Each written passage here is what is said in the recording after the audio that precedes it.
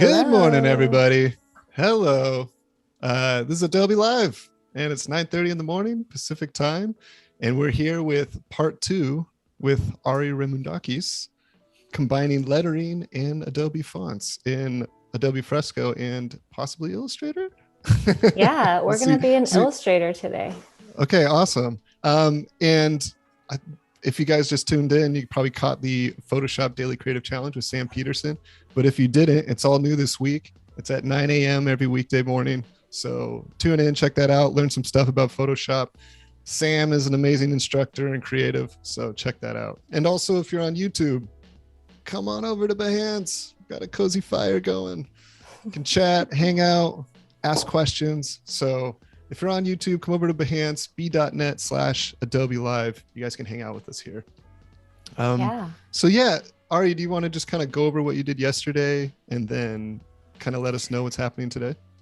Yes, I actually did a little bit more work on the project from yesterday. I haven't revealed it to anyone. So Chris is going to blind react to the redo. This will be on YouTube later. Yeah, the blind reaction.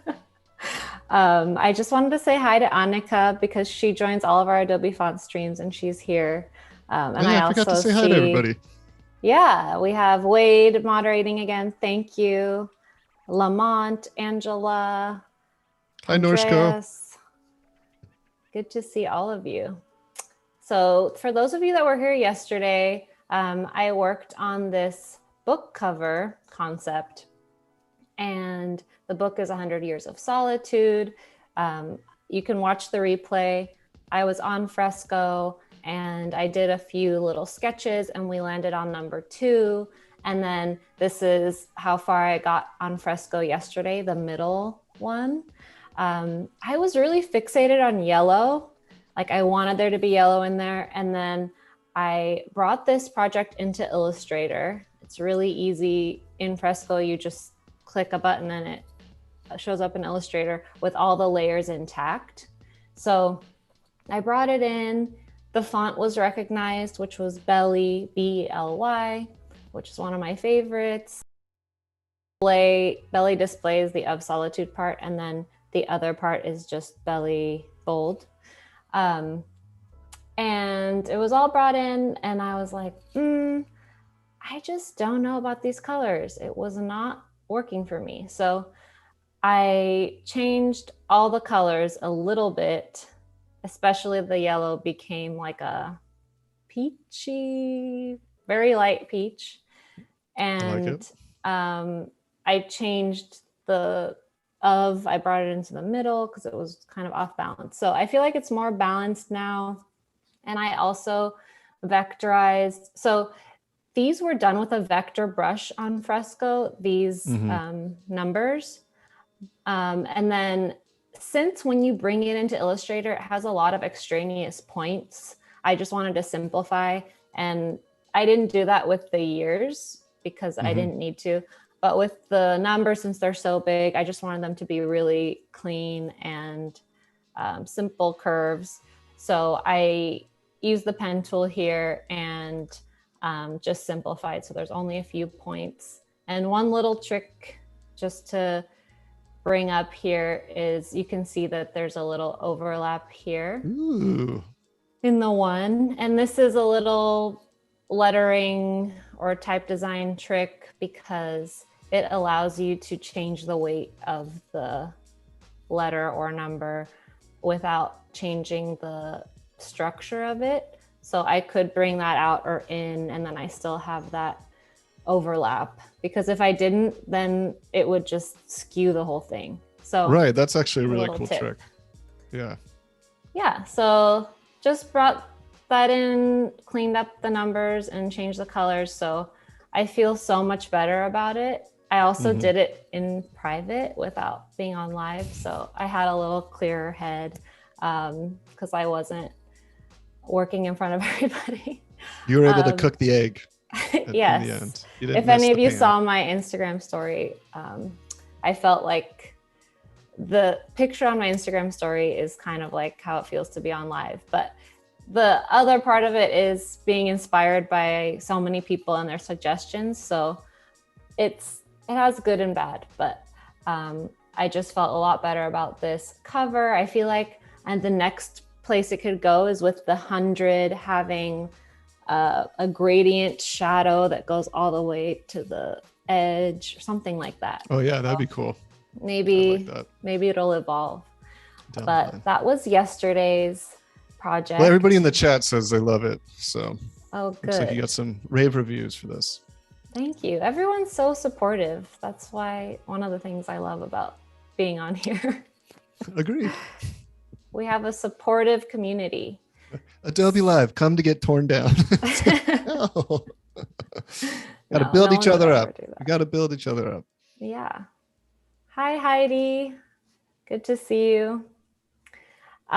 So at the end of yesterday, we were still in Fresco, and I showed the shape tool in Fresco that has some typographic shapes that you can use to just guide your composition. So I sketched this out. It says "You are literally the best," and I brought it into Illustrator, and it did keep those layers intact. So you can see here in the layers panel that we have each thing is separate. Now, is that an option when you import it, or is that? Yes. Because I know usually with Photoshop and Illustrator, it's usually an option that you can import it either as objects or a flat layer. Same kind of options. Okay. Yeah. So when you bring it into Illustrator, there's a dialog that comes up and it says, do you want them flattened or? Okay. So I chose to keep the layers mostly to show everybody that you can, because I'm going to be going over this. I'm not going to use, this was just using the pencil brush. It's a raster image. So I'm not going to use this. I'm just going to use it as a guide. But I wanted to show that you can do that. And what we're going to do today is find a font that works for the "You are the best" part, and then use the pen tool for the "literally" part, and just vectorize the whole thing. Awesome. And maybe add color so that it's more interesting. We all love color. Yes. So how could you not? So I think the first thing I'm going to do is just find a font to use for "You are the best," and then we're going to type on a path and bring that in. So cool. I'm thinking, so my sketch, it was a sans serif in the sketch. Probably that will work the best because we want something that will complement the script lettering of "literally." It won't overpower it, and we'll keep the thing looking kind of simple. So I think I'm going to start with my path. Right. So I'm going to do the ellipse, and I'm just, you know what I'm going to do first though, because it's annoying me. I'm going to lock these. Oh, cool. So you're going to do an ellipse so you'll have a path on the top and the bottom. Is that kind of, you'll be building off of each? Yeah. Okay. Because I'm thinking in my head, I'm like, oh, just do a Bezier curve there and there. But okay. This makes more sense. I want it to look uniform. Yeah, completely. And I feel like if I do two different curves, it might not. So I actually am going to do two of these, I think. Okay. Also, this is like the third time I've typed on a path in my life. So I I might need You're really challenging yourself these past few days. I am. I like it. I need help. Okay, so we're gonna type on a path, just long press on that. And then, woo, it's done. Oh man, that was quick. All right. That's it, guys. Only took about 10 minutes. See you guys later. That's it. Thanks everyone for watching. So I'm gonna move these thingies so that the words are more centered. I have to move the thingies more. I don't know what they're called, but maybe someone else does. What are we looking at? The little cursor, the little square. Yeah, the little squares. Starting point. Yeah. An ending point. Okay, so this is a font that I was using for a previous project. I feel like it's kind of cool, but it might be a little too bold for this. We'll see. But depending on the font, I'm not going to fiddle around too much with the placement because this is a really wide font. So if I change it, it might completely change where the letters are. But I'm going to hide that so that it's not distracting us. Lamont had a quick question, and he was just wondering, can you easily just send this document back into Fresco? Is it pretty easy to kind of send back and forth, or is there anything that you would do in Illustrator that Fresco might not support? That's a great question. I have never sent it back to Fresco. Okay. So you usually finalize in Illustrator. That's kind of been your process. Yeah. I usually have done everything I need to do in Fresco and then come to Illustrator. Okay. But I think there could be some situations where you want to continue an illustration, add more elements, and you go into Fresco for that again. So I think that's a good question that I do not. I would assume that you probably could, unless you had used a tool that wasn't supported somehow in Fresco. But yeah, and then it would just be like an object that you can't edit, probably. Right. If it doesn't have that ability. So I had that text selected, and the easiest thing I can do to find alternative fonts that could work for this is to open my font menu in Illustrator and just filter through what I already have activated. So the easiest way is to use this classification filter, very basic, of showing all the classifications, serif, sans serif, script, etc. And we said that we wanted a sans serif for this, so I'm just going to click on that. And then you can also refine according to the weight, width, X height, contrast, etc. So this is the same interface that we have on the Adobe Fonts website, and it's also in the app here. So I'm thinking I don't want it to be too bold. So I'm just going to click that middle weight, but I can, maybe I don't want to limit myself. Maybe I won't say weight. Maybe I won't do any of this. I'm just going to do sans serif, and it just randomly selected something. But then you can preview on your canvas by scrolling through this list and see, is there anything I already have active? And you can tell if you have activated it from Adobe Fonts by looking at this little cloud with the check mark. Right. And then the rest of them that have these other icons are fonts that are on your computer already installed. So not from the Adobe Font service. And then if you want to filter just from the Adobe Fonts service, just activated fonts, you can click on that cloud icon at the top. Because you might have just gone to the Adobe Fonts website, found something you liked, and you're like, I want to find that in my menu. I really like Brother 1816. This is one of my favorite sans serif fonts because it has kind of a lot of angular shapes. I like how the A has an apex at the top, and it's very geometric, but it's not one of the ones that's used everywhere. Like you have a little more of a unique feel to it. Dunbar is really cool.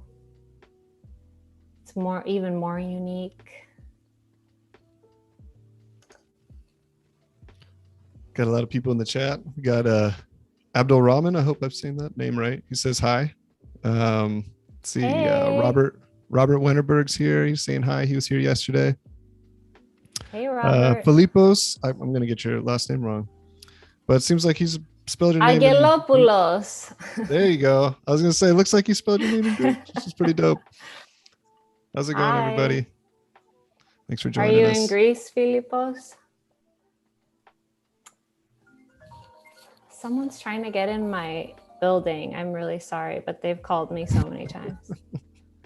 Well, I'll take this chance. If you guys are on YouTube, okay, you guys can hop over to Behance so you can talk to us in the chat and we can answer your questions and anything else you guys are wondering about. But hop on over to b.net/Adobe Live, and that's where we are. So if you're on YouTube, come on over to Behance. And also, we're going to be doing the artist spotlight today as well. So please stick around for that. I think we're going to do that around 11 o'clock. So that should be pretty fun. And if you guys have any suggestions of artists that you want to spotlight, please let us know. The words U and R look so weird to me now. I was just, I think it's the R, the A-R-E. It's this English language. Almost my name. And I'm also singing Backstreet Boys as I go through them. I'm like, you are, na, na, na. Literally the best. So another thing that's cool about this little menu is that you can, when you're hovering over something, you can use this wavy icon to show similar fonts from the Adobe Fonts library or from your own menu. So if I click on Find More, that's taking me to the full Adobe Fonts library, and it's like has to initialize and like find everything. And then if I start clicking on that wavy icon, it's gonna be finding me anything that's from the 20,000 fonts in the library, not only what I have on my computer. So that's a cool feature. Yeah. Sometimes, oh, I should take off the active part. There we go. So here you can see that I don't have these active. It has the cloud icon and the activate symbol. And if I see something I really like Acme Gothic because it has kind of a sign painter look to it. I forgot about this one. This is a good one. It's got all the thicknesses. This is the one. The thinnesses and the thicknesses. Yes. And then if I do show similar fonts, it goes through the whole Adobe Fonts library and finds things that are similar, like this one. I like that one. Yeah, these are, I think we're getting closer here. Yeah, I like Globe Gothic. So when I click on that cloud, it has the two little arrows that are like, we're working on it. And then if I want to get rid of it, I can deactivate it later. This is kind of cool coming in too. hot with Team NSYNC. I think he's throwing some shade on your Backstreet Boys. You are literally the best. Yeah. Okay. So I feel like Acme Gothic though, make sure. I think semi-bold. This is a nice one. I'm gonna go back because I was already at Acme Gothic. I don't want to get down the rabbit hole of the Adobe Fonts library because I might stay there forever. I've been working on that team for 9 years, so I could be there for years. So once I've activated those and I see that little cloud thing is there, then I can keep using it, and it's going to be in my menu. So how long does it usually take with activation? Because I feel like sometimes that happens right away and sometimes it takes a minute. You're just basically waiting on your internet connection, I'm assuming. Yeah, like, it should be pretty instantaneous. Okay. Sometimes there have been reported, cases where people say, I had to restart my application because the font wasn't activating.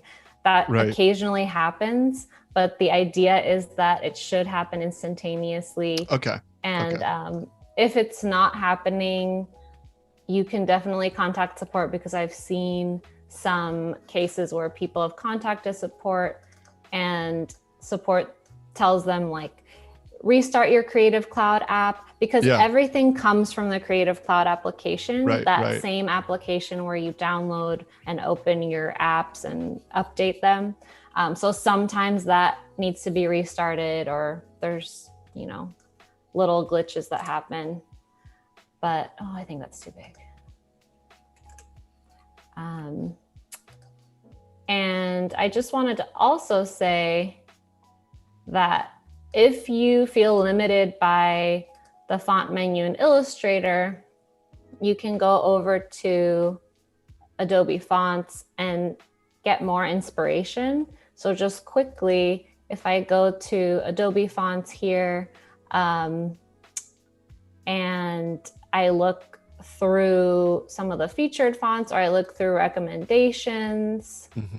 Recommendations is a new thing we've introduced, which has a lot of interesting imagery that it brings in and inspiring. That's very cool, because it can be daunting looking through Adobe Fonts. I mean, just because there is such a wide selection, and if you kind of don't know what you're looking for exactly, this is actually really nice having this option. Yeah, so it has not only the individual fonts like this one here that you can just quickly activate right here, but it also has font tags that you can view.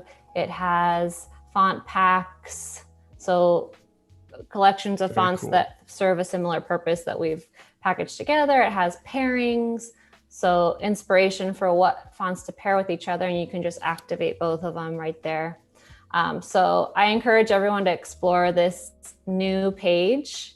And it's not only one page, it's multiple. So you can see newest fonts or fonts that our team has chosen that we think are more interesting, like either they're new or they haven't been used in a while and we think they're really high quality. So definitely look through that.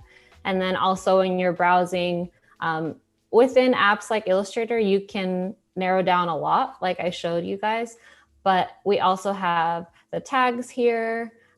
We have the ability to sort the number of fonts in the family. So if you're working on like a book project and you need a really versatile font family that has a lot of weights, you can filter by, I want something that has at least 10 different weights. That's cool. And just look through what the options are. So definitely a lot more fine tuning that can be done. And now we're back. Monica says, I love the new recommendations tab. And how could you not? I mean, I just found out about that. That's awesome. I feel like that is going to make the search much easier. I know. So I just copied this path, and then I'm going to use this little thingy on the bottom that flips the text around so it's inside the path instead of outside. And it needs a little bit of maneuvering to get. I know that someone might ask, especially when I start using the pen tool, what I'm using, like if it's a Wacom tablet or a mouse or whatever, because whenever I host, people ask that. This is what I'm using. It's a weird mouse, Microsoft mouse that I've had for a really long time. And it's one of those ergonomic ones. And I have just always used it for the last few years. So people make fun of me because it's kind of weird looking. Whoops. As long as it's comfortable. I don't care. How do I find, I should just type this before I start fine tuning where it is. The best. So now I'm going to try to move it over. I feel like there must be a better way of moving things on this path, because you'll learn one day. I will. You know what? Yesterday when we were talking about naming the layers in Fresco. Yeah, did you figure it out? We were there. So Bliss, aka Golden Rose, messaged me on Behance and said, hey, you were already there when you were in the layers panel, and it has a default name on the layer. It just says pixel layer or vector layer, but you can click on that and edit it. And I was like, oh. They said it was easy. It was too easy. That's the problem. Yeah. The UI was way too easy. That could be a problem sometimes. Yeah. Gotta make me search for it. Let's see. I'm gonna remove. Ooh, Wade calls those little boxes nodes, which I believe is the correct term for those. Yes, that sounds correct. Sounds right. Yeah. It's like either a biology term or Illustrator. The lymph nodes. Yes. Little nodes. Okay, I'm gonna move this. Thanks, Wade. You are literally the best. Thank you. Anyone who helps me is literally the best. Literally. You'll get a free print of this later on. Yeah. So we're still working in black and white. I have this color saved for later. That's going to be like the background. So you maybe really want to use that yellow. I know. You're like, since it didn't work yesterday, yes. I just feel. I totally get it. This is a much better place to use it, I think. Thank you. I'm glad that you think so. Yellow is a happy color. I think that I can do something where everything's kind of in the same tone. Like, see what I'm wearing? I'm just thinking kind of like analogous desert tones. Color scheme. Yeah. Analogous, yes. So you know what I did for this one? I went on color.adobe.com and I went on that wheel, and that's when I saw that the green and that peach color went really well together. So that's what inspired me for that. Just gonna. What was that? Color.adobe.com? Yes, Adobe Color. It's a really awesome resource for everybody to use. Okay. Colors aren't easy, so anything you can use to help out. Okay, so now we're ready to use the pen tool. And I'm gonna try out, see, you know how I'm always challenging myself. I'm gonna try out this method that I learned from Ryan Hamrick. So a lot of you know Ryan Hamrick. He's been on our live streams a few times. And he's a lettering artist based in Texas. He's really talented. And in December of last year, I hosted a live stream that he was on, and he showed this method of vectoring lettering that he started out with just a stroke, and then he used the weight tool to add weight to the heavier parts, like this part of the L. And if you want to watch this stream that he did, it's called something like T-shirt Designs with Ryan Hamrick, and it's from December 2020. Okay.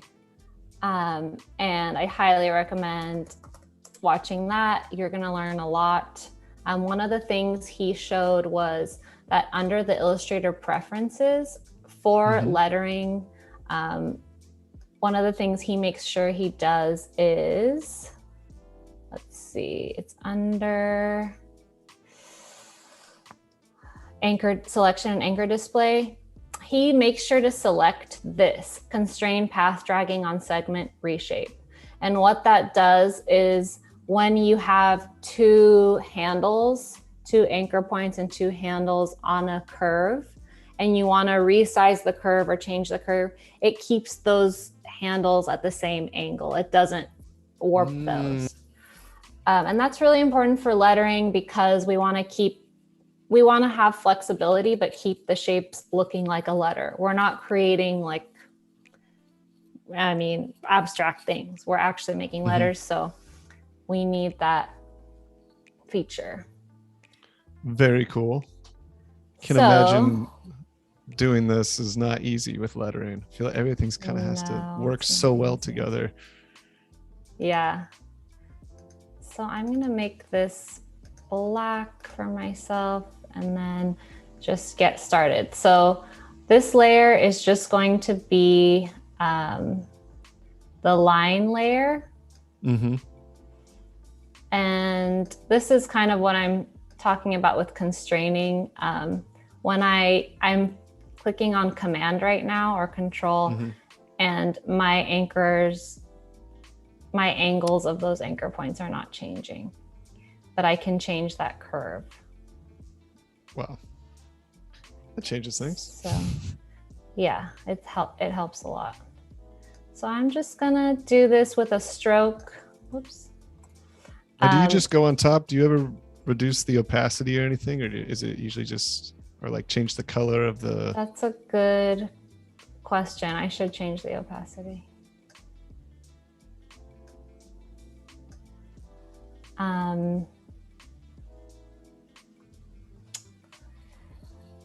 Where is my layer? Here it is. Okay, Wade, put up the link for Ryan's stream of the. Thanks, the Wade. video. I knew you would help us with that. Definitely watch that. I can't change this opacity. I don't know what. Okay, just forget about going on. Just forget about it. Yeah, we can see it. What's this? Oh, okay. So I'm back to my pen tool. And then my line is just going to go right in the middle of this weighted part. I'm going to be fixing it. So don't worry that it looks like this right now. Don't worry about it. Don't worry about it. And I need to lock the other. We'll fix it in post. Yeah. I need to lock these again and lock this. So now I'm going to go in and fix this. My direct selection tool. Just make sure it matches my sketch and make sure that this stroke is right in the middle here, because once we use that weight tool, all of this has to be perfect. Right, because it's all going to expand from the middle, right? I mean, you're doing it on the line, correct? With the thickness. Not on like a left side or right side or inside outside, but directly on the line. Yes. So I'm actually going to keep this layer, this line layer. This is Ryan Hamrick's advice. And then go over it with another, like copy it and then adjust the weight. Because I'll show you why. It's a whole interesting process that he has figured out, and it saves a lot of time. It's definitely not traditional. I haven't seen anyone else do it, but I think it's pretty genius, especially if you don't want to be spending hours. I mean, it might not work for every project, but for something like this, I think it will. I mean, I feel like that's the whole thing with digital, is that it kind of gives a lot of people opportunities to really find all the different shortcuts that works for their art. You can't do that as much with traditional. There's usually a very strict path that's like, oh, you want it to look like this? Well, you got to do a bunch of glazes, or you got to do your underpainting, or so it's always cool to kind of see how people find workarounds or ways to kind of approach projects differently, because it doesn't work. Certain methods don't work for everybody. So that's very cool that we're seeing something a little bit different. Yeah. So I just increased the stroke weight on the original line. I guess I should do it for, let's make sure that I did it for that. Yeah. So now, would it be possible to see it in a, okay, I was going to say, or yeah, like see it in a don't different worry. color so we could see the, okay. I'll make sure that we can see it. I'm going to change the color to something that might end up being the final color. Something like this. Maybe a little bit brighter or more reddish. Okay. Yeah, people are so helpful in the chat. Are they telling me how to do something? They're just helping each other out. It's like, that's good. Yeah, see, that's what amazing. I said yesterday. I was like, yeah, people answer each other's questions. We've got the experts in the chat. This is how it goes. Yeah. This is why you come to Adobe Live. You don't watch the stream. You enter the chat. That's where it's at. So if you guys are on YouTube, come on over to Behance, b.net/Adobe Live. This is where you're going to learn everything. It's in the chat here, everybody. So now I've clicked on my width tool. I'm going to do this so you guys can see what I'm doing because it might sound crazy. So I'm going to show you on the L before I continue. So I clicked on my width tool. It's this one here on the left. It's got a very interesting shape. I had no idea what it was for a long time. And I should have just clicked on it and tried it out, but I didn't. So I double click on a part of this path so that I'm creating like a guardrail for where my width is going to start. And I'm saying, okay. And then the other guardrail here. Okay. Because this is the area that I want to make thicker for the L. Oh, wow. So you're creating your beginning and your end point to where it's going to taper. Okay. And then I'm going to do that. What? It's cheating. It's Ryan, so cool. Thank you. Holy You've cow. changed our lives. So where we usually put that end and starting point is right after the curve starts. So when I'm drawing, when I drew this L, I started putting weight right here. But because we're using this width tool and it's kind of gradual, it's better to start it a little further down, maybe even further. And it'll adjust on the fly as you move it, right? Yes, it will adjust.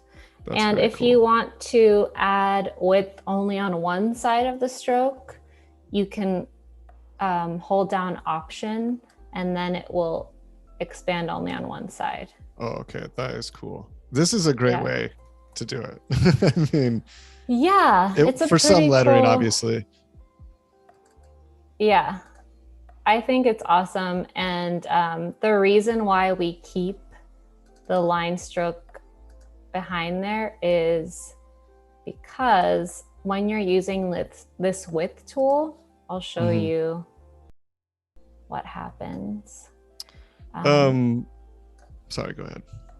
See these thin parts? When you're increasing the width, it's like it kind of takes the width away from the other parts and puts it in the thicker parts. And these get way too thin. So that's why I keep this line behind it so that we still keep, you know, some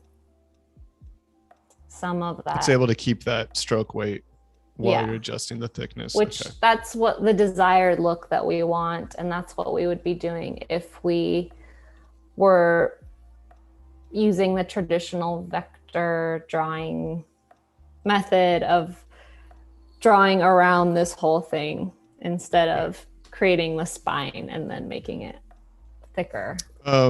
Francisco asked, he said, what's the advantage of using Adobe Fresco compared to just doing this in Illustrator?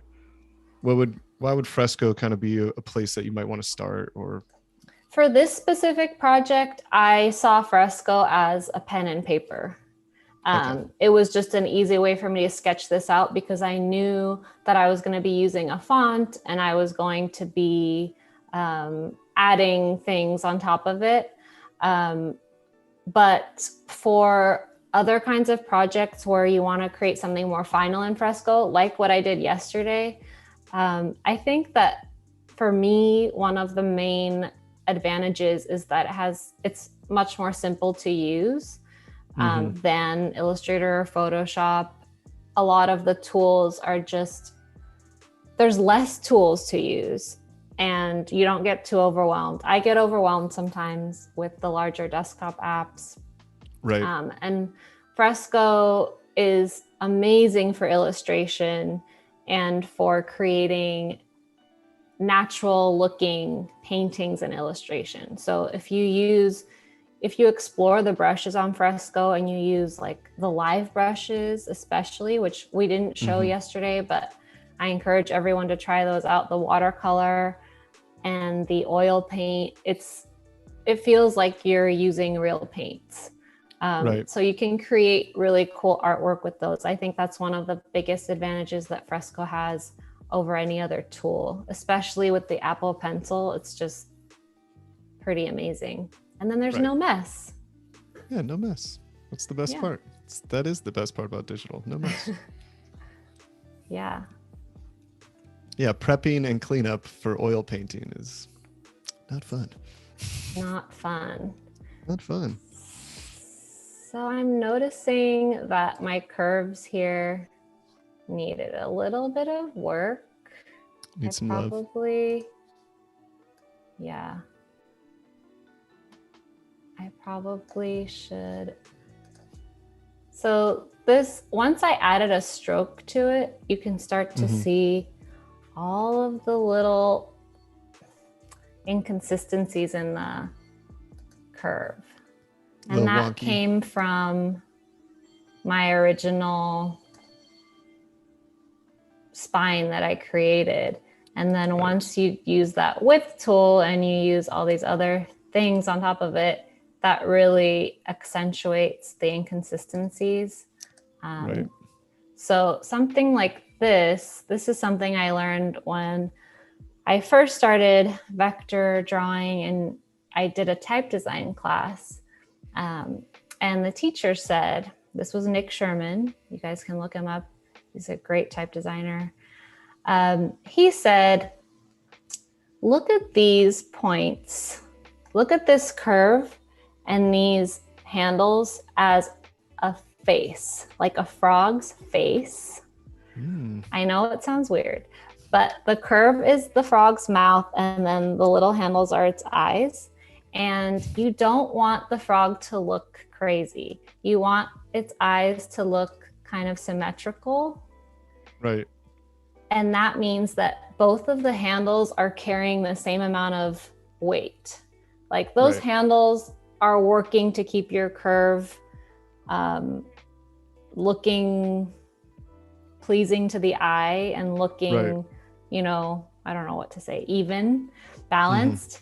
So if one of those handles is working more than the other, your curve is never going to be totally balanced. And humans always see faces and everything. So it's a really great way of just making sure, like, okay, are these two handles carrying the same weight? Is the frog, like this frog does not, something's wrong with it. So just make sure that the frogs look happy or sad, but not crazy, and that their eyes are in the right place. So every time I'm doing something like this, I'm like thinking about the frogs. This frog down here is not looking good. He needs to be, his eyes aren't symmetrical. It can be any gender, doesn't have to be a male frog. Vuta Long, I hope I say that right, but asked, I'm doing research about graphic design. Do you have any advice for a beginner? Maybe where to start or somewhere to look as far as design work goes? That's a huge question. Yeah. I don't know if you've got any advice on that. Think about it. Yeah. I'm also a beginner in graphic design. And I kind of entered the world of design the opposite way of most people, which was by studying type design and typography first and then learning about graphic design. And that was interesting because when you're learning about type, you learn about all of the, movements in graphic design that have informed type design. And all my classmates were like, oh yeah, the Bauhaus movement. Oh yeah, Art Deco, blah, blah, blah. And I was like, I don't know what those are. I need to learn. So I feel like history is your friend when you learn about graphic design, because you learn why certain things traditionally look the way they are, and then you can break the rules and do your own thing. But I would say reading about graphic design history has helped me a lot to understand what I'm looking at and how I want things to look when I create things. Definitely. It's always important to look back and see what other artists have done in the past. Yeah. Helps inform your work. I mean, you look at any major fine artist or anybody, great painters, great designers, they're always referencing or pulling from somebody from the past that inspired them. So yeah, and once you start to recognize those things, it's really satisfying. You're like, oh, that person was inspired by that.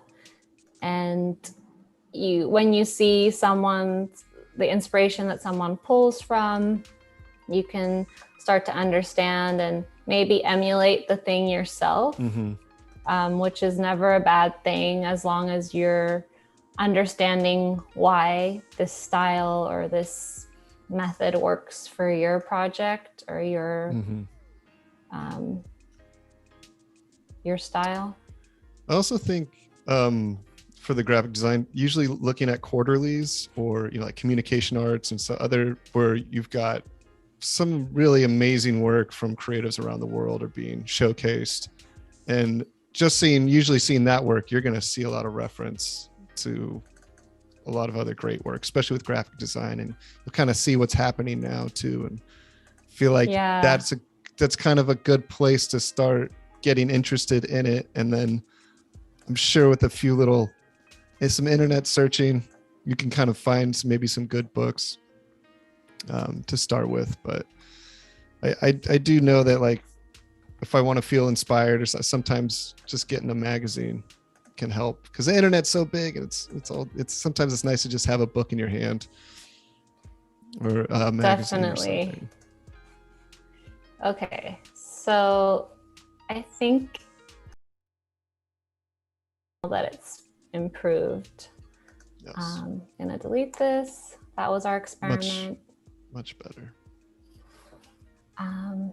It's just a lesson that I have to be really deliberate stroke part and not do it too fast. So this is the kind of video where if it was on social media, it would be like times 200 or something. Yeah. Be like, zoom in, zoom out. But now we're in real life. So it's a slow slog. Welcome to vectoring letters. Super romantic. It's so cool. Everybody wants to do it. Yeah. I think everyone does want to do it, but then they start and they're like, why am I doing this? Yeah, you start to realize. Yeah. And then they're like, actually, this turned out kind of nice. But all the cool things are usually pretty hard to do. It takes lots of work and lots of blood, sweat, and tears. Yes. What's the equivalent in your life of something that's very tedious, like your artwork? If doing flats, or like, so with like comics, or kind of just building all the silhouettes usually, or like just doing the basic color choices. Yeah. It's usually the not fun part, but it's like if you don't do that part really well, then when you go to use your clipping masks and everything, it's like all of a sudden you're like, oh, I didn't do this right, and I got to go back to this other layer and adjust it, and it just slows you down. Yeah. But I mean, when I was painting traditionally for a long time, it was mixing colors. Not that I didn't love it, but oh my gosh, I definitely had some times where I was mixing a color for like an hour, and I got to throw this away because you look keep right. adding, like you keep adding too much of something, and then it gets too dark, and then and sometimes you can't go back, and you're just like, oh my gosh, I just spent like a half a tube on this color, and I gotta toss it. Or you put it in the like the color, you know, where the bad colors go. You're like, maybe one day I'll use it or something. I wonder if you said that your wife designs jewelry, and I saw that she uses clay. Yes. I wonder if she also, I have that problem with clay that I'm like, I want to make this pink, and then I add too much and it becomes red, and I'm like, oh, this looks terrible. Then I have to use a whole thing of white clay. Yeah, she builds formulas as she goes. So she has a formula for all of her colors. That's what she needs to do. But there's plenty of, like she's got they're not throwaway, but it's like, I got to use this for something else later down the line box, you know, just assorted clay that didn't mix just right. Yep. Yeah. So I'm going to use the same thing as my eye. That's a good idea. It's a good idea, folks. And then just make it longer. Some uniformity here. Does anyone in the chat have another hobby that's creative but not digital? Like, I make earrings as a hobby. Something that you use to relax, maybe painting, or I feel like that's important. I think Ben's in the chat. Ben Welch. He's your Ben. co-host, right? Yes. Ben. It's usually Ben and I on the stream. Yes. How long have you guys been doing I think you're at episode 15 or so? Yeah, we've been doing it for, I don't know, I guess a few months now. Right on. It's really fun. We do one show a month on Adobe Live, which is on Wednesdays. So it's going to be tomorrow. Okay, check it out, guys. Adobe Fonts live stream. Definitely check it out.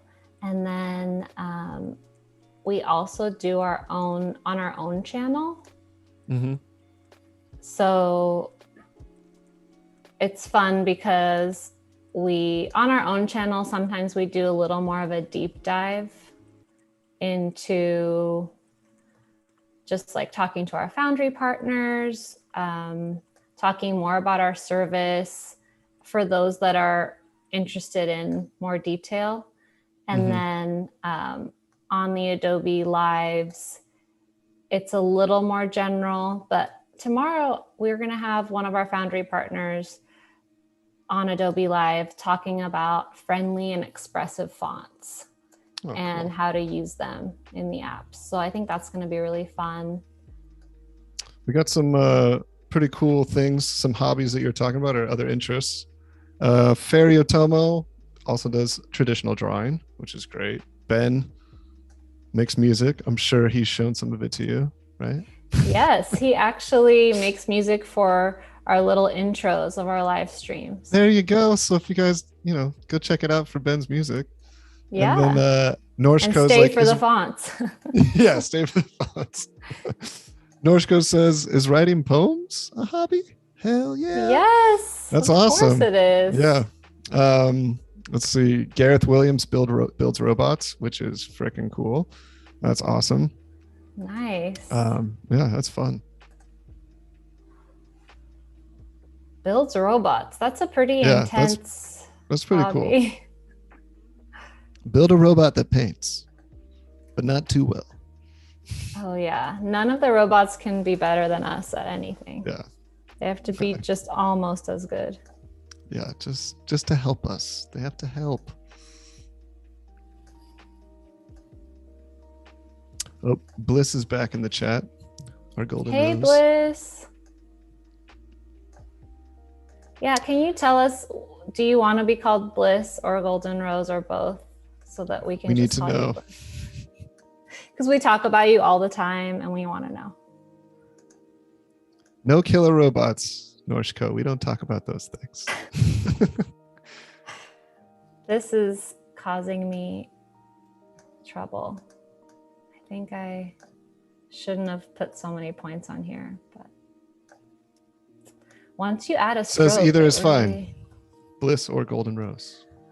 Well, that's not helping me now. Yeah, now I'm that's every not a time I'm going to definitive be answer. thinking, like, should I say Bliss or should I say Golden Rose? Also, once again, if you guys are checking it out on YouTube, come on over to Behance, b.net/Adobe Live. Come hang out with us here. Tell us what your hobbies are. Come watch this beautiful lettering. And also, quick shout out to... Literally amazing. Yeah, it'll be literally amazing.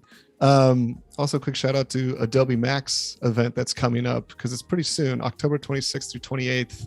It's going to be an awesome virtual experience, obviously, this year.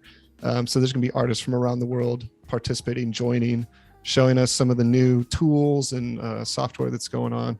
But yeah, you can go and register. It's free at max.adobe.com. That should be really exciting. It always is. So yeah, Adobe Max, guys. It'll be literally the best. Literally. Sorry, right. We had to encourage this kind of Valley girl talking. Heidi We're says, in make California. robots. Yeah. All right, guys. Yeah. I've been places where people are like, you're from California, specifically Southern Cal. I'm like, I guess it's They that can bad. tell. I've been several places, not here. It'll be in other countries, and they can. Oh God. I'm like, I'm sorry. It's okay. Maybe it's a compliment. Yeah. Well, you never know. You have an accent, obviously, because it doesn't sound like to yourself, but yeah, it's always funny. I'm just gonna label these because I have to copy them again, and then I won't know what I'm doing. Gotcha. Now, do you ever join any of these or combine them at all, or do you usually just kind of keep them? I'm keeping them separate because I'll be adding weight. Right. And then if you have to adjust anything or... Yeah, it's better to have, honestly, when you're lettering, you shouldn't even think of it as letters. You should think of it as shapes and different components and what works best to be joined together. Because once you start thinking of it as like handwriting or letters, especially when you're doing it with your hand and not digitally, you start to fall back into your habits of how you write things. So I always think, like, even if it's digital or it's by hand, think of it as, what is the A? It's a round shape with a spine. How are those going to interact? I might need to change them. So it doesn't have to be one thing. It's two different things. And when I'm doing calligraphy, it's like first this part, then that part. And that helps you to keep things consistent and not be just like trying to do it too fast or falling into some habit. Don't do it like this. That's not, it's not the proper That's way. only for Instagram. Yeah. Not real. Wade also mentioned we've got the artist spotlight coming up. So do stick around for that. Yes. I think that's going to be at 11 o'clock in about a half hour. So definitely stick around, and you guys can either nominate yourself or another creative to be in the spotlight when we do it. So definitely stick around, check it out.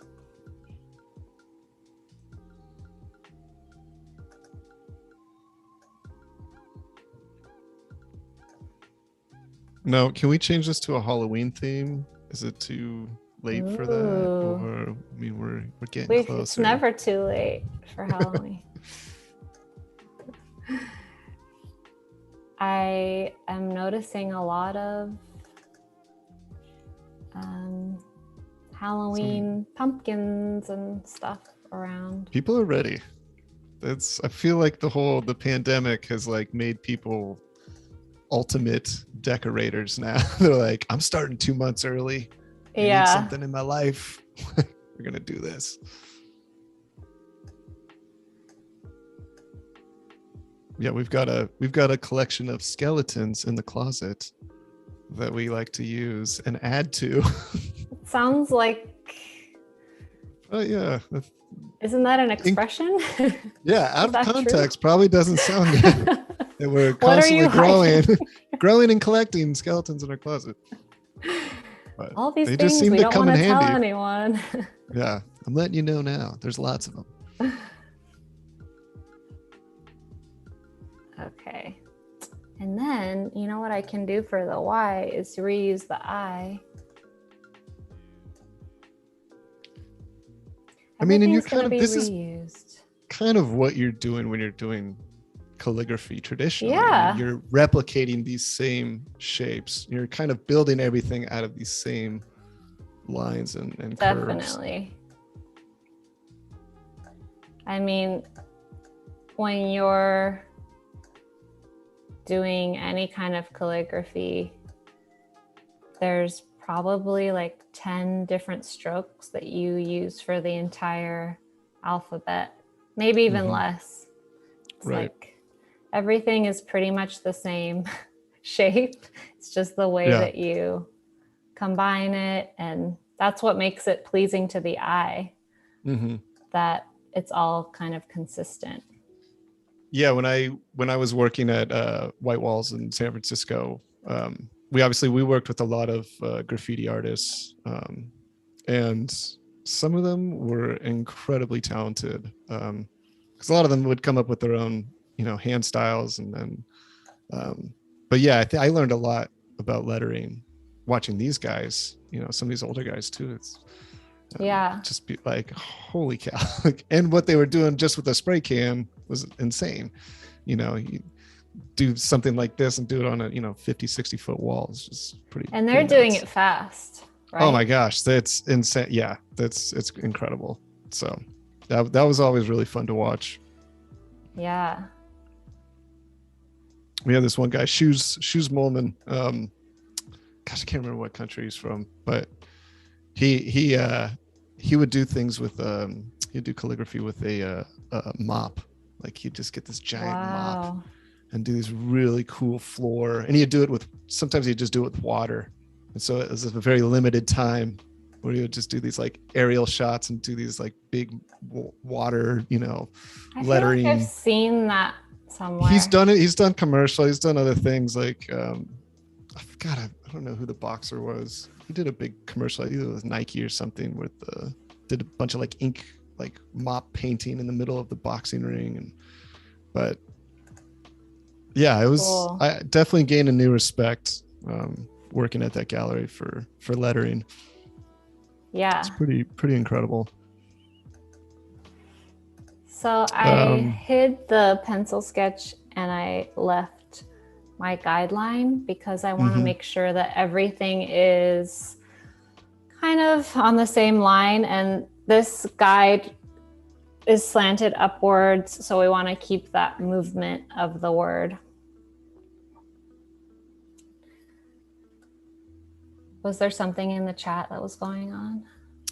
Like I cut you off. No, it's fine. Bliss is just telling us how they're already ingesting pumpkin spice to make sure they're fully powered for sure for Halloween and beyond. Do you want to see what I was eating? Yeah, sure. Pumpkin spice Greek yogurt from Trader Joe's. Just everything, pumpkin spice, everything.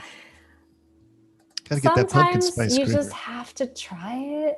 It's just something that happens. It's seasonal. You look at it and you're like, I need to try this. It's gonna fix all my problems, right? Pumpkin spice. How can you not? Your birthday? His birthday's on Halloween? Oh yeah, you know Ben's birthday. Yeah. My son's birthday's on the 25th, so it's close. Cool. We always do a Halloween themed birthday. Last year we did. I was Hagrid, We had like the whole Harry Potter. We made floating candles in our tree, and like, wow, that's cool. Yeah, we had a fun time. I'm sure you do really creative stuff for your kids. I tried to. You and your wife are so creative. I know. I feel like sometimes you're like burnt out by the time to like do this for me. You're like, I've been doing this all day. Give me a break. Yeah. You make it. I don't want to make any more things. That's why you have to train your children. Then they can make everything for you. Exactly. They're going to become my lowly assistants. You do all my flats. Hurry up and learn Photoshop. See? I know you're only 5, but come on. When I have kids, they're just going to be vectoring all day. They're going to love shop. it. Yeah. Okay, so if we don't do this, mommy won't feed us. I think I'm ready to add some weight to these. Okay. I'm going to add 2 points of weight to the eye. Make it look so easy.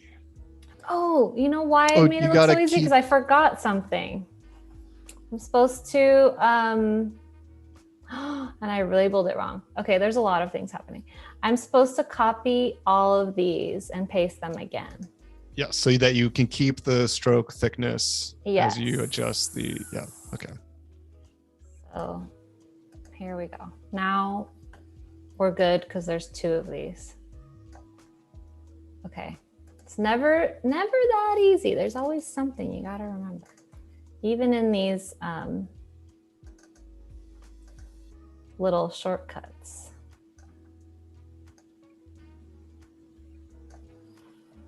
And then I'm gonna go back and refine some of this because it's not exactly the way that I want it, but it definitely lays the foundation for what I want. Right.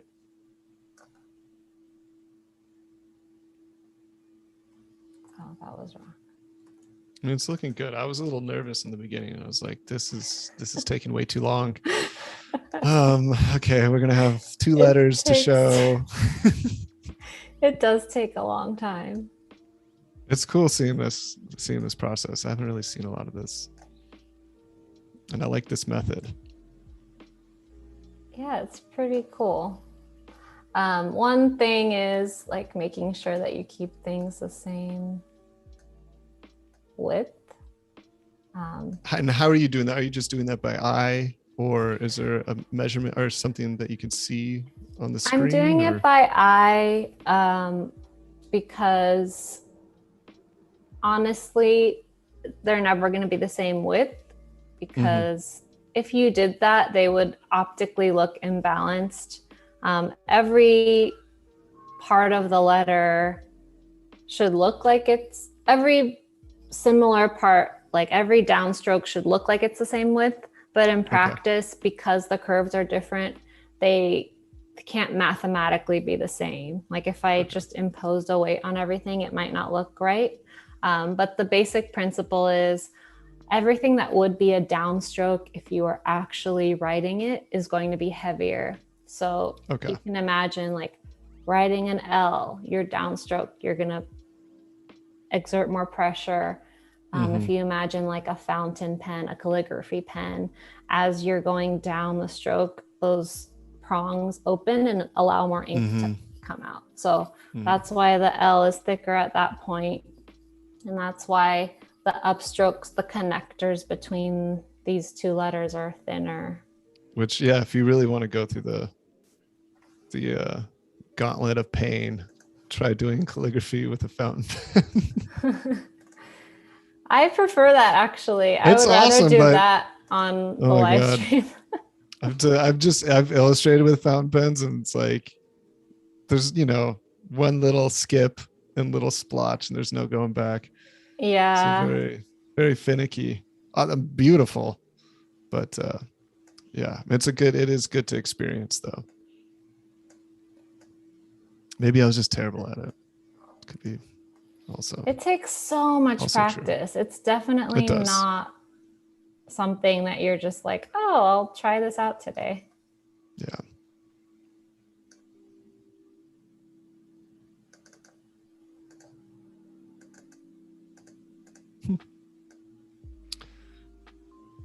And we'll be doing the artist spotlight in about, I think we got 20 minutes. So just heads up. And right. Again, if you're on YouTube, come over to Behance. I don't know how many times I have to say it. Get on over here. b.net/Adobe Live. Yeah, come on, guys. Let's just come over. Come to the dark side? No, come to the light side. This is the light side. This is where everybody helps you out and builds you up. Yes. Builds robots that don't kill you. So that's a plus. Maybe I should make a little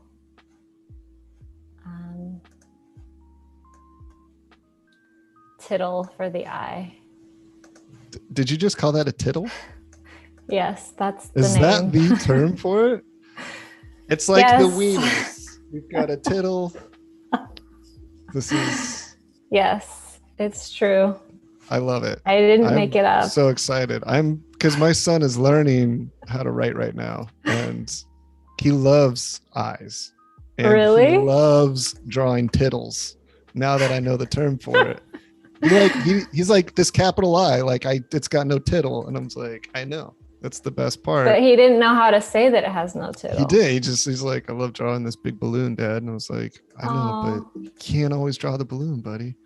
That's but now really I'm gonna be funny. Like, tittle away. It's all you. Tittle away. Yeah, I couldn't have thought of a better term. I love it. I know. It's a really great term. It is a good term. Oops. Any other good ones? Any other? We got tittles. Oh, let us know in the chat if you can think of any other fun typographic terms besides tittle. I'm trying to think. I know there's more.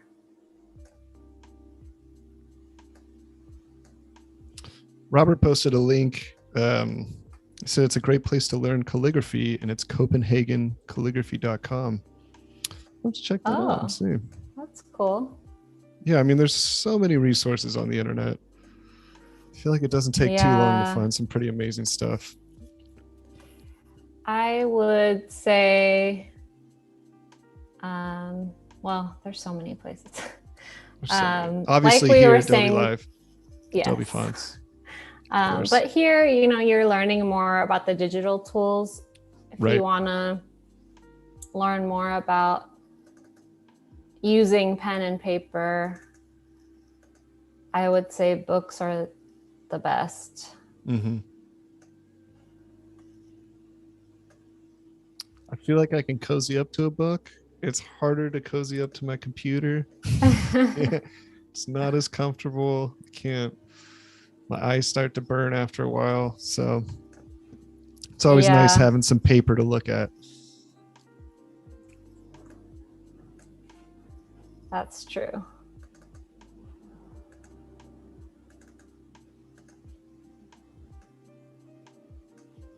Look at that. It's all coming together. Yeah. The one problem with this method is that when there's tight curves, it doesn't quite do what I want it to do. Just say tight curves? Yeah. Like a little more cute. Yeah. I see. It's within the counter of the A, or the bowl of the A, which is what this shape is called. I think it works really well. It's a little more of an open curve. But then here, I want this weight kind of see it getting cut off there. Be like, let me show you my sketch. Where is it? See how I want there to be weight throughout this curve, but then kind of taper off. Right. It's hard to almost see like with you're this seeing outline, but yeah, it's almost like you're seeing the inside of the shape, and then you're getting the outside without the thickness. Like you're seeing that rim line coming around, and instead it's kind of just it's just giving you a thickness. It's not Yeah. really seeing it the same way. Yeah, so this is my ideal, and it's not quite living up to my ideal, but after we do this, we can convert this to outline the stroke, and then fiddle with the anchor points a little bit and achieve that. So this is kind of a shortcut, but then afterwards you have to tweak it. So you're never going to save that much time, but I think it does help a lot, because if I was doing this the traditional way, I'd have a point on either side of this. I'd have to make sure that this stroke is uniform using my anchor points, and that's something that I'm not good at all. So I think I would be better at making a few tweaks to this than doing it all from scratch. So that's why I like this method. Ben says Gadzook is a fun term. Is that a calligraphic term, or is that you just think of Gadzooks? I don't know what that is. Because if we've got tittle and Gadzook in the same family, my mind would be blown. That's I need to get the very calligraphy. Interesting idea. Just to talk about it. I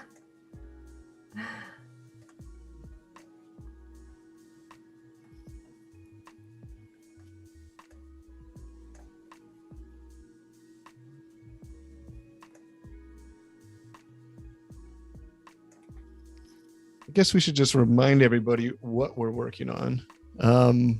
Yes. This is something that was started towards the end of yesterday's stream. And just working on combining lettering with Adobe Fonts into a universal design. And I think right now Ari is just fleshing it out with some of this, some stroke lines, and working on the thickness and making the lettering nice and vectorized, so that you can make it as big as you want or as small as you want. Yes, indeed. The beauty of vector. I think this is too tall. Ben's saying it is a typographic term. Oh boy, I gotta switch. Someone look it up. I gotta switch disciplines. Yeah, okay, I'm excited now. He gave us a link. All right. Illustration's not that cool anymore. I think I don't have tittles. I don't have Gadzooks. This is... I feel like Gadzook is one of those ones that has a more normal term, but then people try to be funny and call it that. I want to know what it is. Yeah. I'm looking it up. The connecting piece that attaches two characters together in a ligature. Okay. All right. Thank you. Thank you, Ben.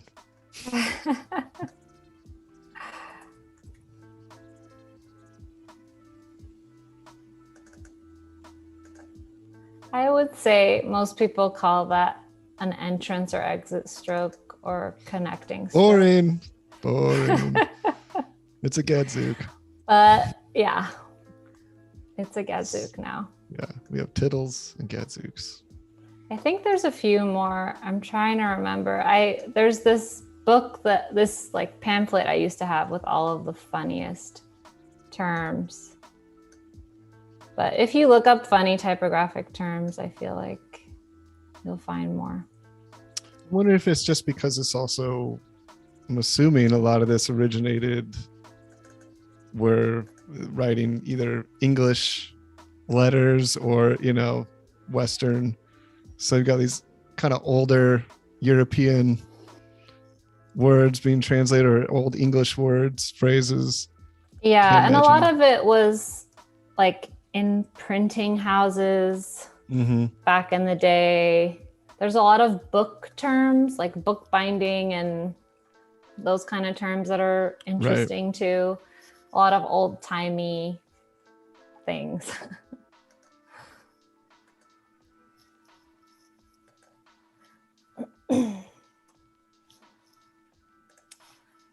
Okay, so we've dotted our I's and crossed our T's. feel like this needs one more point. Okay. And maybe we can just experiment with the color a little bit before we start tweaking other stuff. If you want it to be Halloween themed. That was a joke, but you can do it. Maybe I have to let go of my yellow again. I think I wasn't destined to have yellow on any of my projects. Next time. So if I just do a black, this is going to turn black.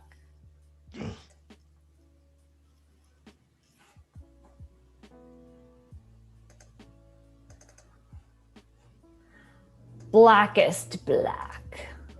Probably not recommended. Should probably do a little bit lighter. Never use black. So here's the issue with this, that the orange is a little too thin. I feel like, you know, when I think a lot of you know this, that when people design logo types, they design one version that's black on white, one version that's white on black. Mm-hmm. And the reason is that it really affects the thickness of the strokes and how well things show up at smaller sizes. So in this case, I feel like the black is sucking the light out of the literally word, and it's getting really thin. Right. And when it was on a lighter background, it was looked a lot thicker. So like bring back the yellow.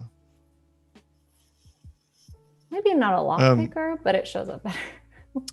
Cheryl had a question, and I don't think this applies to your literally, because that was you hand drawing that. But is there any copyright issues taking a font and manipulating it or customizing it? I know with Adobe Fonts, that's what they're meant for. I mean, you're paying for the creative suite and the cloud. I mean, those fonts are meant to be used and for most purposes, right? Are there fonts though that you should know about that you can't maybe alter or change, or how does that work? Okay, so to start with the Adobe Fonts service, as you said, all fonts on the Adobe Fonts service are available for commercial use. Mm-hmm. That means you can put them on a t-shirt, you can put them in credits for a show. There's, a lot of things you can do. You can also modify them as long as you convert them to outlines first. So gotcha. If let's say I somehow, with this font Acme Gothic that I'm using, I type out every single character in the font, and then I make a little change to the characters, like I add stars on them or something, and then I export that and it's a usable font that's been modified. That's a violation of the license, and that's not something that anyone wants you to do, especially the person that designed it.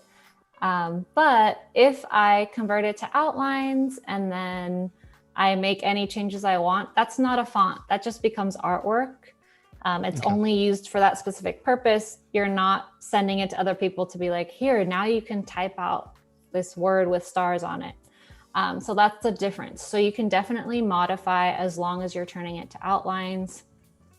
There are, I think, a few foundries out there that don't allow any modification, but it's pretty rare. Usually if you need to modify a font for a specific purpose and you're not exporting a new font out of it, it's totally fine. Okay. So that's kind of the guideline of licensing. No, that's a good question. So yeah, great question. And I know, beyond Adobe Fonts, if you're going and buying other fonts, they usually will tell you what the usage is, as far as commercial or for web or print and everything. So yeah, definitely pay attention to that.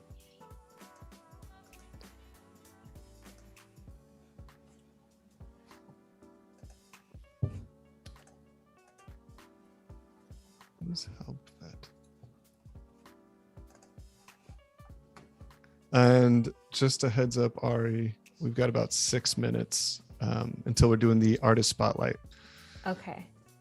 So stick around for that, guys. We're going to do a little spotlight, and also you can nominate yourself or anybody else that you would like to see to be spotlighted on the show here. Spotlighted. I don't know. It's spotlight. I'm going to try to outline one of these strokes and see if I can make a couple changes. It's like we got another cool term. Hauptfett? Megan said Hauptfett, and it is, seems like the translation, let's see, medium fat or semi-bold. I think it might be a German term. Wow. I have no idea that these exist. I thought I knew all the terms. You guys should just do an Adobe Font show on the terms you need to know. Yeah. Or I guess typographic. I'm not sure. Yes. I'm not the expert. The funny thing about these terms is that there's a few that you really need, like when you're talking about a font and you want to say something about the characteristics of the font. It's really helpful to know what like a crossbar is, like the crossbar of the T. Mm-hmm. Or the counter of the E, which is this space.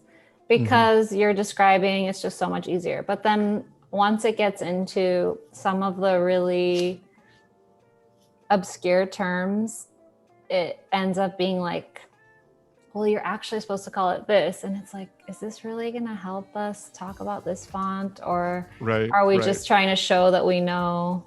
So sometimes I'm like, okay, we can just call it that. Yeah.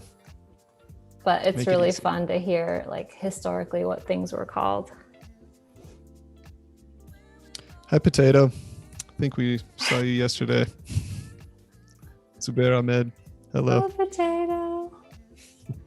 So when I outlined the stroke, there were a lot of these points, which makes it really hard to edit. Yeah. It's really bad. Don't worry though, it's fine. Don't worry, we'll survive. But I feel like I could spend just a few minutes on this and it wouldn't be that long. You just have to, you know, use that pen tool and start erasing some of the points.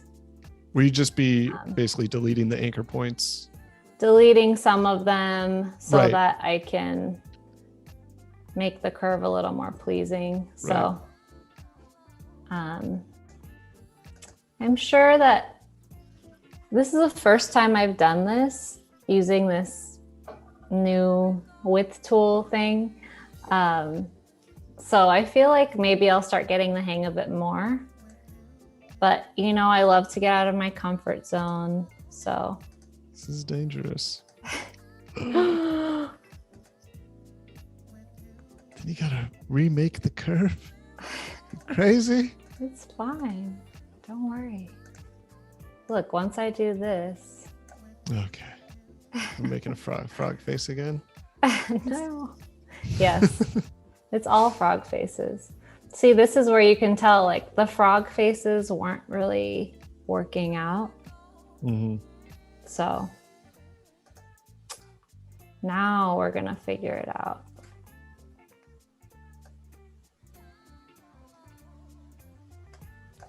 This frog. That's the one thing I don't like about this. Sometimes the anchor points like go the opposite Get a little wily. way. Yeah. Wily. So Carol we need says, to do, sorry, go ahead. Oh, I was saying, Carol was saying, have you tried the smoothing tool for this? Is that applicable here? Or? I don't think so. I feel like at this point, it's like really fine tuning to what I want. that I can't use any other tools. I just have to figure it out on my own. Time is the only tool that I can use. Which it's almost about that time. 10:59. All so right. Close. Yeah. Very close to the spotlight. You'll see, this is gonna. It's gonna be amazing. I have no worries at all. I feel great. You're like, what is she doing? I'm in a great place. No anxiety, no pressure. I feel good. Carrie says, would it work better to reduce the points using object, path, simplify? Probably. Should I try it? Yeah. What is 11 o'clock? Should we switch over to the artist spotlight before we get into that? Let's switch over. So our artist that we're looking at today is drum roll. Petya Savcheva or Savcheva. Right. Let us know what the right pronunciation is. Must be Savcheva. That's what I'm thinking. Really awesome. I was really excited when I saw this profile. Yeah, I can see. I love the finesse on that tittle on the fine. That's a fine tittle. You get one chance to do the tittle right. She did it. She did it right. That's really beautiful. That is beautiful, though. Yes, it says what kind of pen in love with calligraphy. Yeah, what kind of pen is that she's using? Do you know? Looks like it almost has like a release, ink release. Never seen this. I don't know what this is. But the result is really awesome. Yeah. I like how it creates like these baby serifs. Which is not easy to do. No. Summertime and the living's easy. Yes, sir. This is really cool. It's an example of really traditional calligraphy, but adding in this flair. And to do this, you have to really have a lot of practice and be really talented, because you're departing from the traditional, like I was saying, almost every letter is using the same shapes. You're really departing from that, and you can still make it look effortless. And like every M is just slightly different. It's got its own little touch, but it all feels, it's very much in the same family, same stroke. Yeah.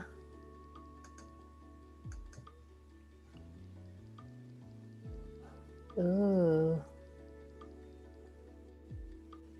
Oh, this was for a calligraphy challenge. Yeah. This is impressive. It's really beautiful. Yeah. I'm wondering, Petya, if you're here, how you created this image. Did you really write on this paper, or was it like, did you write on a different paper and somehow use Photoshop? Or it looks really cool. Yeah. That's nice. This is using it's using a pointed pen, but one that's really flexible. So once you press on it, the nib opens up a lot. You can see that in the right side of the H. And that's where you get that high contrast that looks very, it really has a finesse and beauty to it that you kind of don't find without that high contrast. Yeah. So that I just saw, I was forgetting what it was called. It's called Spencerian calligraphy. Wow. Cool. Your photography is really great too.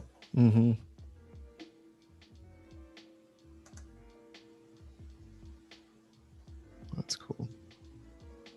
Another tittle. Ooh. Ooh. All right. If that's all by hand, that is not easy. That's looks like it is, because I can see there's slight differences between each word. That is cool. Very awesome. Spring. And I know there's got to be a term for the like fleur-de-lis, you know, the extra that's on like the beginning. Flourishes. Flourishes. Okay. Yeah. That's close. Oh, yeah, nice. These are awesome flourishes. And that's also, you need a lot of practice for that too, because there's so many examples of flourishes gone awry. Like people try to do it, but it's not really complementing the lettering. It overpowers it, or it has too many loops or something like that. And this is just like the perfect amount of decoration, and you can still focus on the lettering. And it's hard too to still be able to read what's written too. I mean, when you're writing it this way, these are really cool.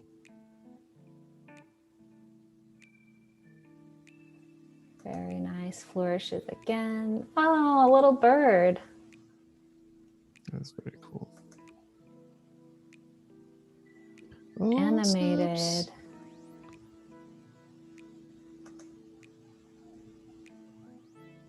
Ooh. Here she put the flourish and the O together. It's risky. Bold move. Yeah. It's very bold. There we go. This is all flourishes. Look at that. Yeah. Wow. That's really nice. That's so nice. I wonder how she's animating.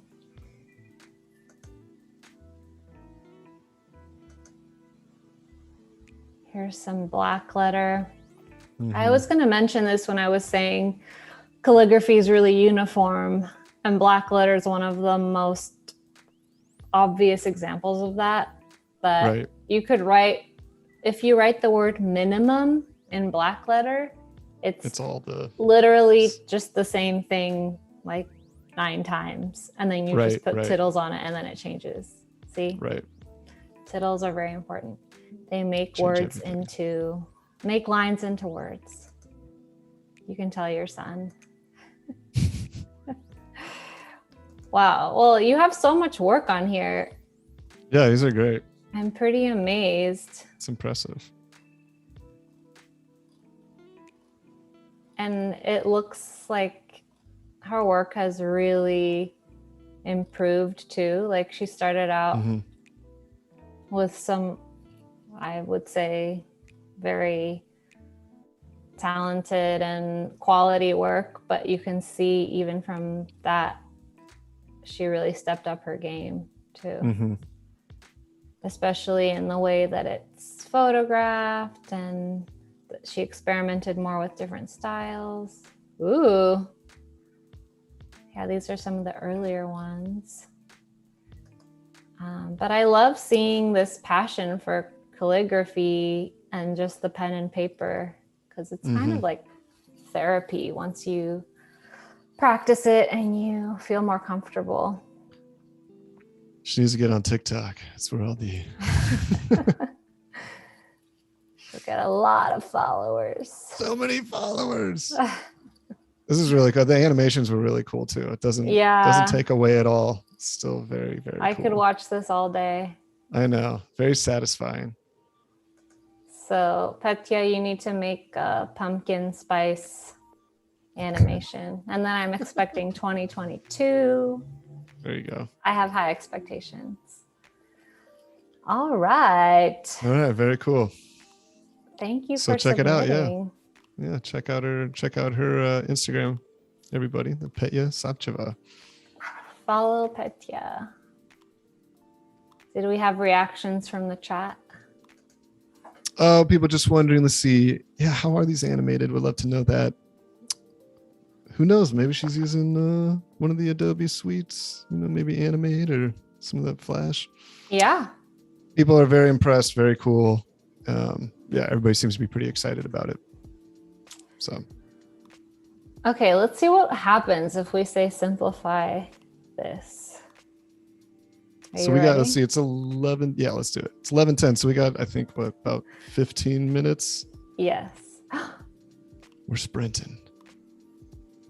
I've never used this before. So it's asking me yes. what to do. More or less. I think it's, so that go to the left, you got less anchor points. Should I do it all the way? Less nodes. Oh, I see. But even if I do it, unless it kind of I could still like fix it later. This is what it came with. Like this is the default 7 points. Gotcha. So I'm gonna say enter. Oh, but that didn't do it. Wait, cancel. Is this really simplifying things? It worked. We were gonna get finished, but yeah. The frogs are not happy. Look at the frogs. Ah! They're like this. Ah! But we can fix it. Let's see. Let's see if maybe those are the legs. Cross legs. Let's see if this could be a possible option. Whoopsie. Potatoes reminding us to drink water. Thank you. I just had water and I had needed it.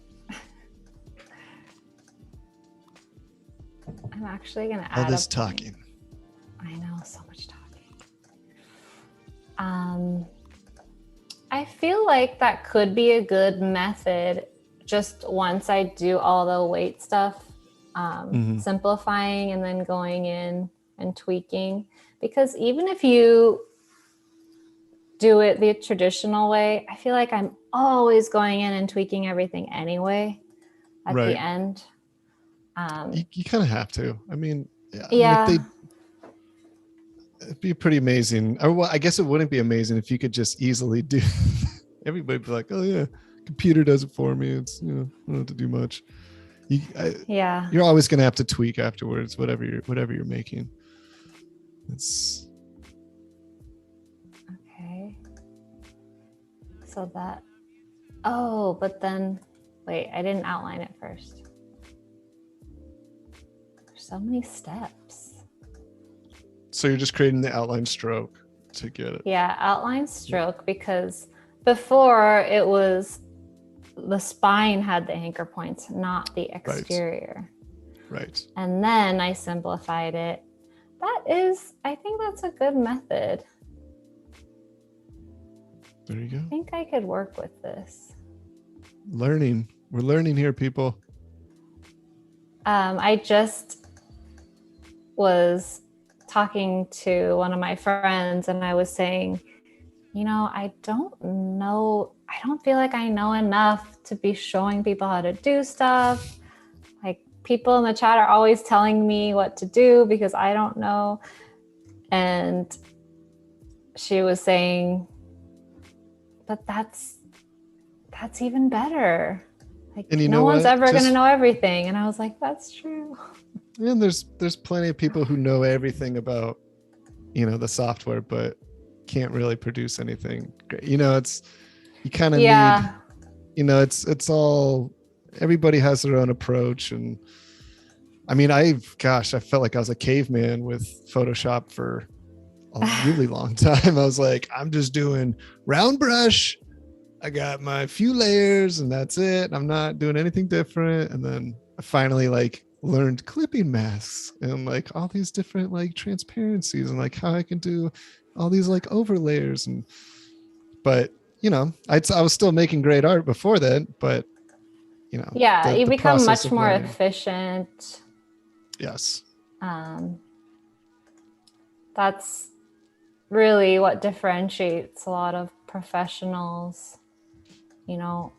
how they evolve to become more efficient and faster at what they do. Right. You only have so much time with some of these clients and projects, and you got to find the best way forward. Yeah.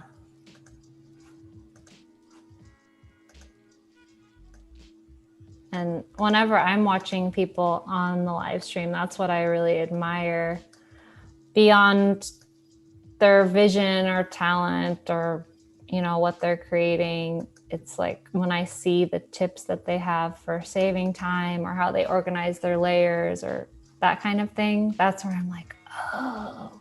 Yeah, smart. I wouldn't never think of that. Me dumb, you smart. Yeah, So, I'm always blown away. This looks like a nightmare right now. The way that these handles are. Hold on, like this when is you Hellraiser. don't look at the handles. This is our Halloween theme. This is a horror. This is a horror stream, guys. When you don't look at the handles, it's like, oh, maybe it needs a little tweaks. And then when you click on it and see the handles, it's a little bit of a nightmare. Can we get a pullback? Can we kind of see it all? I mean, yeah, it looks great from back here. Look how good it looks. Make it, a little bit smaller. The bones are there. The concept is there. Yes. We're just tweaking because we have high standards. And, you know, when you draw something with a pencil and you want it to look exactly that way, once you digitize, you're always going to have to change things. It's never going to be exactly the same as your sketch. And also the roughness of a pencil, even if it's from Fresco, it's very forgiving and your eye kind of makes up for things. But once you vectorize things, every little inconsistency is in stark detail. And it just makes a big difference. So yeah, we're just gonna have to tweak this a little bit as we're finishing up.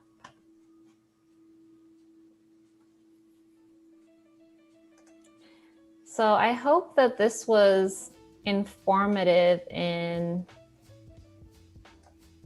you know, when you're doing a lettering project, it doesn't mean that you can't also use fonts in it. Use both, experiment. Also, sometimes you might realize that you don't even need to do lettering. You can just use fonts because you have so many choices. And it just depends on your project. For this specific one I'm working on, I really like script lettering, and I feel like it's one of my strengths, and I enjoy putting my own spin on things. If I wasn't that way and I needed to create something like this, I could easily find a different font that was a script font that I could use. It's not a very weird space that I have to put this lettering in. It's just a little path that I would create, a little diagonal, and I would type on it. And then maybe I could convert to outlines and add a little flourish or something. So that's also a possibility. And just the main thing is when you're combining fonts and lettering, choose something that will complement, it won't detract from each other. And you have so many choices of fonts to use. So I think it's fun to combine them.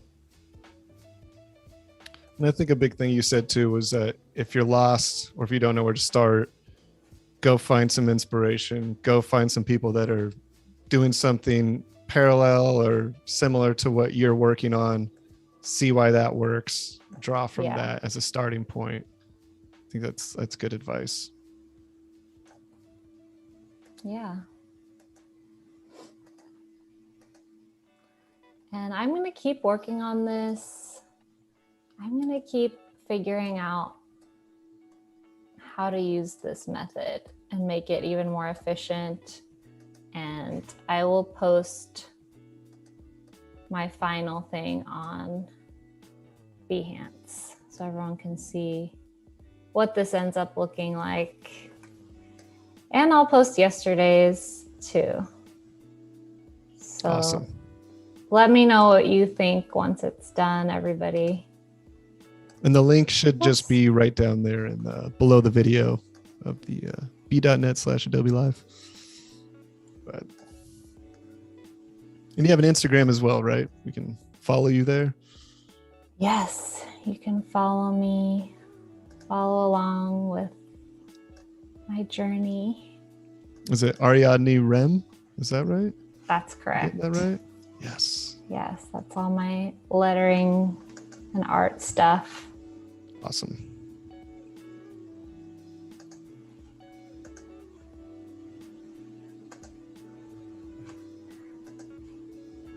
I'm getting into a rhythm of simplifying now. This is good. This is like a good little advice here. We have to see. I have to do like a comparison, do the same thing 2 different ways and see which one takes less time and what has a better result. And see if anyone notices, like, which one do you think I used the whip tool with and which one did I not? Potato says, you're literally the best. And Carrie Clark says, I'm inspired by your work. So, oh my gosh, thank you so much. People are excited. They're inspired. I'm inspired by all of you. You did good. You got the egg. Thank you. In the frying pan. Oh God. You did it. The egg is always hard. Well, looks like we got about a little less than 5 minutes left and probably start wrapping it up here. All right. Yeah, this has been super fun though. I mean, I learned a lot. Thank you so much for being my host. Yeah. Well, thank you. I figured going into this that if I was terrible, you had the experience to kind of carry me across the finish line. So I wasn't too worried this time. Yeah. Yeah. So that's good. I felt a little more secure this time around. But yeah, so basically we're just working on combining lettering with Adobe Fonts and finding the balance, finding what works best. It's a process, obviously. Everything's going to be different depending on what you're trying to get across, the message you're trying to get across, the look. But this came out great. Check out part 1 from yesterday to see what else we worked on. There we go. Yeah, this is from part 1. Our book awesome. cover. And thank you to Wade for moderating. As always, he's always a great moderator. And to everybody in the chat who answered each other's questions and helped each other. That's where you learn. It's not us, it's the chat. That's where you learn everything. Yeah, and to Bliss for all your advice. You mean Golden Rose? Golden Rose. Oh gosh, you're gonna confuse me even more. And also remember that after this, please stick around. We've got the Illustrator Daily Creative Challenge with Julia Masalska, immediately followed by the video editing with Josh. I'm going to say it wrong again. Olufemi. Pretty sure that's how you say it. Please correct me if you guys know right. But so much fun combining letters with fonts. Thank you so much, Ari. Had a great time. Chris. It was so fun. Yeah, hopefully do it again soon. So. Well, if you all tune in again tomorrow morning, you'll see me on the Adobe Fonts show with Ben. Oh, there you go. So awesome. If you need more letters in your life, don't worry, I'm here. And remember, we got the Daily Creative Challenge too with Sam Peterson, 9 a.m. So yes. Right. So right after me, you'll see Sam tomorrow. Perfect. All right. Yeah. Well, everybody have a great week and thanks for tuning in. Bye, everyone. All right. Bye.